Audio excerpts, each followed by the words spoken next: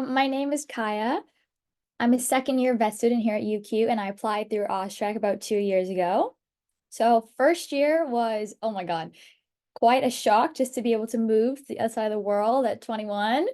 But I will say that the culture shock wasn't that strong. Like Sarah mentioned, like there's no language barrier, food's pretty similar. Culture, I will say they do have a bit more of a drinking culture here. So that was always quite something funny. But the Aussies, they also have their own kind of slang. So you'll kind of get to know there's these little words they like to shorten everything. It's always quite cool. I didn't come straight out of high school to do vet school. I actually did a year and a half, almost 2 years at Western University for business. And then I kind of decided that wasn't really for me as much as I loved it. And my dad was in business and it was his thing. I was like, oh, not quite my passion. So I found Austrac online and I applied, and it was nice because I only had 2 years of an undergrad and it wasn't science-based, but I could still apply with the marks that I had. Um, just due to like the timing of school. So school here is Feb to November. So I had a year off in between as well. So I worked at a vet clinic after I applied. I wrote the Casper test, and then a year later I moved to Australia, and it's been great. I don't 100% know what I want to like not specialize in, but go into practice. I think small animals, so dogs and cats. I have lots of friends who grew up on property here who want to go with work with horses, with cattle.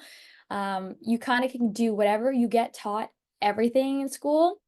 They don't segregate any kind of learning. So each year, like you'll just kind of build off the knowledge from the previous year. And when you graduate, you're kind of at your own kind of speed to do whatever you want. You can go into mixed practice, you can do some large animals, you can do small animals, you can even go into research. Like there are so many possibilities.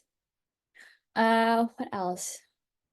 I don't think there's any like risks that I've ever encountered. Like honestly, people are a bit afraid of the wildlife here, but I have seen, gosh, one snake, one brown snake my entire time here, and I had one huntsman spider in my room, and it wasn't even that big, but it was a bit of a shock. But it really is not as overwhelming as people say with what you guys are going to see. You definitely get to see possums and lots of different birds here that you would not see at home. They like are their native wildlife and they're all around campus, and you'll find some stray cats around campus as well that the clinics have to fix and catch and release. It's quite funny, but I really loved it here and I'm happy to answer any questions. And then I also did spend some time in Africa because part of your schooling is you have to do 50 days of placement.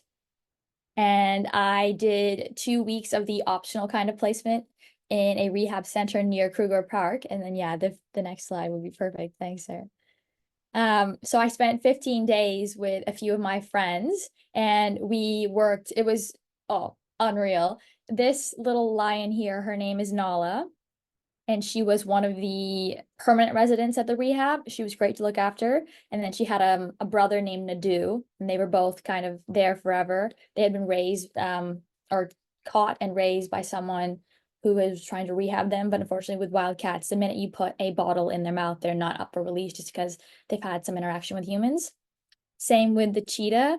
That's Marchosi. He was great, and he was also used for educational purposes. They would do this thing called cheetah table where they could take him out and you could pet him, and they would take him to schools and help educate local children on the wildlife so that they weren't so afraid of it. And then the middle picture is from Kruger National Park when we went on a safari and saw some zebras and everything, and it was so cool. So like that's just one of the experiences you can do while you're in vet school. You obviously don't have to do placement in any other country but Canada or Australia, but it is nice that you have the opportunity to kind of explore other parts of the world as well and do some work and learn about conservation and animals and all sorts of stuff. And these are so the bottom picture of the heart was actually an elephant heart that we got to dissect because they do feed their animals some game meat as well as like commercial stuff like beef, but they have to balance their diet. So in the wild, they normally wouldn't eat cow, they'd eat elephant. So that at least helps keep their diet from being too restricted with supplements and things like that. And then the bottom corner is a honey badger. And honey badgers, I had never seen one before. They're quite funky little creatures. And they are massive escape artists. So they have to build their enclosures with the walls, I think, 4 feet below so that they can't tunnel out. There's actually quite a funny story. That one is named Stoffel. I don't know if anyone's ever heard of Stoffel, but there's a story about how he would always escape and he would go and harass this lion called Big Boy. And the lion, a full-grown male lion, was terrified of Stoffel. And Stoffel would like circle him around a tree and just harass him. And eventually, unfortunately, Stoffel did push his buttons too far, and the lion named Big Boy did rip his lower jaw off. So he's a bit of a special little case that we have now, but he didn't stop him from breaking out again and again and again. So he's kind of a living legend in that area. And his story, I think, is kind of well known as well. But Big Boy passed away, unfortunately. Stoffel, I think, is older than me. I think he's 23. So he's been around quite a long time. And he is continuing to do so with his girlfriend, Hammy, who also lives at the rehab center with him. And then the top photo of the little gremlin thing is called a bush baby. They were hilarious. They are kind of like flying squirrels mixed with like cats. And it's eating a mealworm mixed with some like baby food, basically. And it like picks them up like lollipops and just chomps on it. And they're nocturnal creatures, so we don't feed them at night. And they were really cool. And then I think the last one is an impala that we also saw at Kruger Park. So definitely a trip of a lifetime. Would love to go back and work with these creatures. It was so much fun. And then my favorite. This is Gloria. She was a baby hippo that got washed down a riverbed and was found by some local people, and they brought her to the rescue.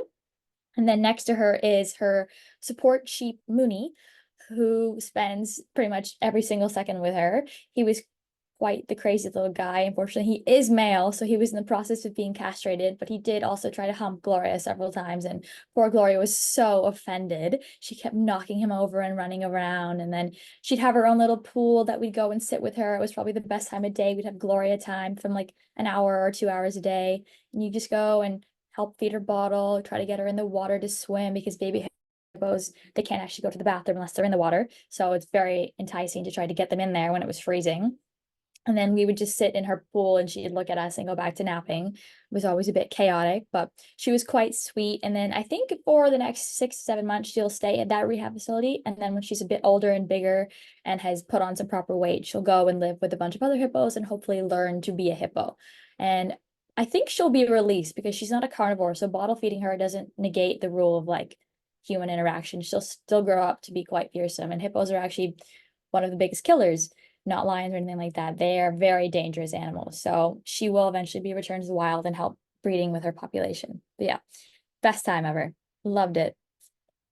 Ah, and okay, I've never liked birds, and not to say that I don't respect them as creatures, but I never had like a personal connection to any birds. I grew up with cats, dogs, horses, and all sorts of things. But these birds are called Bateleur eagles, and they were such goofy creatures with such big personalities, and they actually are more in danger than rhinos because they are caught and their brains are taken out and actually smoked, and used in black magic to be able to tell the future, because that's what the culture there has a belief in. So they are quite coveted birds and their population is decreasing. So these ones are permanent residents and they used to kind of do some breeding, but they don't anymore. The young one that has the brown color, that one's, her name is Missy. She's a juvenile, which is why her feather colors are a bit different. She's a female juvenile. And then the one that's like all puffed up, her name is Jealous. She was probably my favorite. They puff up and they talk to you and they squawk and they want you to pet them. So they'll like bow their head and try to get you to give them attention. It was really sweet. They were quite goofy little creatures, and I will say I think I miss them most of all. And they were huge wingspans as well. And I'm not sure if you can play the video, but it is a funny video of them talking and like us trying to clean their perch. And she got very offended that we were scrubbing and not actually talking to her. That would be my friend. So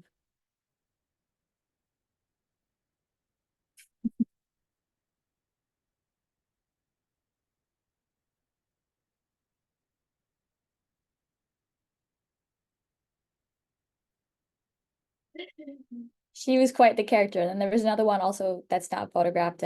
His name was Mr. Chicken and he couldn't fly, but he was very sweet and he would just hop around and basically sound like a chicken and squawk at you and ask for pets. But he was very sweet.